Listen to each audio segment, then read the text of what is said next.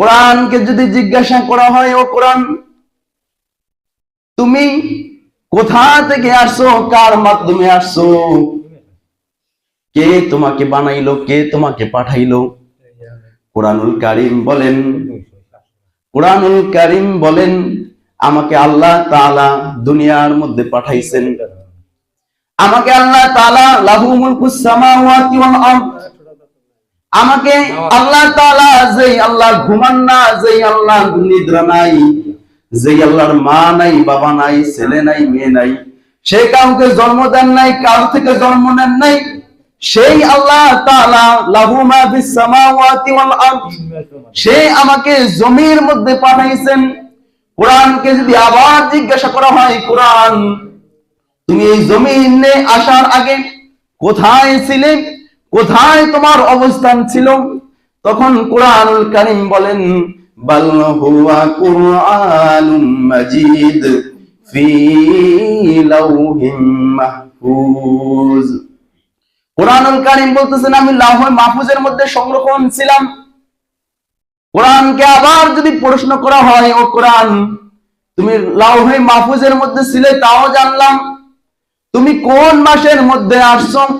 কোরআনকে যদি জিজ্ঞাসা করা হয়, কোরআন বলেন শাহরু রমাদান আল্লাযী উনজিলা ফীহিল কুরআন, আমি রমজান মাসের মধ্যে আসছি, রমজান মাসের মধ্যে আমি পৃথিবীর মধ্যে আগমন করেছি, আসছি।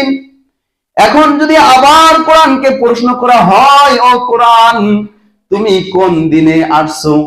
কোরআনুল কারীম নিজে থেকেই উত্তর দেয় ইন্না আনজালনাহু ফি লাইলাতিল কদর, আমি কদরের রাতে এই দুনিয়ার মধ্যে নাজিল হয়েছি। এখন যদি কোরআনকে আবার প্রশ্ন করা হয়, কোরআন, তুমি কার উপর নাজিল হয়েছো? কোরআনুল কারীম বলেন মুহাম্মাদুর রাসূলুল্লাহ, আমি শেষ পয়গম্বর, শেষ নবীর উপর নাজিল হয়েছি। কোরআনুল কারীমকে এবার যদি জিজ্ঞাসা করা হয়, কোরআন, তুমি কেন বা নাজিল হয়েছো, কি তোমার পরিচয়, কেন তোমাকে আল্লাহ তাআলা নাজিল করেছে, কেন বা তুমি নাজিল হয়েছো, তোমার কি কারণে তুমি নাজিল হয়েছো? কোরআন এবার বলেন যুলমাতি ওয়ান নূর, আমি মানুষদেরকে ধরে ধরে অন্ধকার থেকে আলোর দিকে নিয়ে যাই। এখন বলতে পারেন হুজুর, আলোর দিকে নেওয়ার মাধ্যম কি, কথা কি, আলো মানে কি? আলো মানে এই দিনের আলো না, আলো মানে রাতের আধার না, আলো মানে লাইটের আলো না, আলো মানে মানুষদেরকে ধরে ধরে জান্নাতের দিকে অগ্রসর করার নাম হচ্ছে আলো। যেই মানুষটা চোখে দেখে না, সে কিন্তু হাঁটতে চলতে পারে না, আরেকজন তাকে তার সহযোগী হয়ে তাকে হাঁটিয়ে নিয়ে যায়। এরকম ভাবে কোরআনুল কারীম মানুষের মধ্যে যখনই থাকবে, মানুষের মধ্যে যখন কোরআনুল কারীমের জ্ঞান থাকবে, মানুষগুলো সমস্ত খারাপ কাজ ছাড়তে বাধ্য হয়ে যাবে। মানুষ বুঝে যাবে যে কোনটা ভালো, কোনটা মন্দ, কোন কাজ আমার মঙ্গল, কোন কাজ অমঙ্গল, কোন কাজ করলে জান্নাতে যাওয়া যাবে, কোন কাজ করলে জাহান্নাম থেকে বাঁচা যাবে। এবার যদি কোরআনুল কারীমকে আবার জিজ্ঞাসা করা হয়, ও কোরআন, তোমাকে যদি মানি, তোমাকে যদি অন্তরের মধ্যে ধারণ করি, তাহলে আমার কি লাভ? কোরআন বলেন ইন্না আসহাবাল জান্নাতিল ইয়াউমা ফি শুগুলিন ফাকিহুন। কোরআনুল কারীম এবার বলতেছেন, আমাকে যদি মানো, জীবনের শুরু থেকে মৃত্যু পর্যন্ত যদি আমাকে মানো, আমার কথা অনুযায়ী যদি চলো, আমি ইন্না আসহাবাল জান্নাতিল ইয়াউমা ফি শুগুলিন ফাকিহুন, আমি তোমাদের জন্য মাটিগুলো এমন করে দিব, এমন নরম করে দিব, তোমাদের জন্য জান্নাতের ব্যবস্থা করব। জান্নাতের মধ্যে যাওয়ার পরে ফুলে ফুলে ইন্না আসহাবাল জান্নাতিল ইয়াউমা ফি শুগুলিন ফাকিহুন, জান্নাতের মধ্যে এমন নিয়ামত দিব যা তোমার চোখে কখনো দেখো নাই, তোমার অন্তরে কখনো চিন্তা করে নাই, তোমার হাতে কখনো সেই নিয়ামত গুলো ধরে নাই, তোমার পাও হাঁটিয়া হাঁটিয়া এত সুঘ্রাণ যুক্ত জায়গায় কখনো যায় নাই, তোমাকে আমি সেই নিয়ামত দিব। আবার যদি কোরআনুল কারীমকে জিজ্ঞাসা করা হয়, ও কোরআন, তোমাকে যদি আমি না মানি, আমি যদি তোমার আইন অনুযায়ী না চলি, তাহলে কি হবে? তখন বলেন কোরআনুল কারীম বলেন, কোরআনুল কারীম এভাবে বলেন, আমার তোমার জন্য তাহলে জান্নাত না জাহান্নামের ব্যবস্থা করা হবে।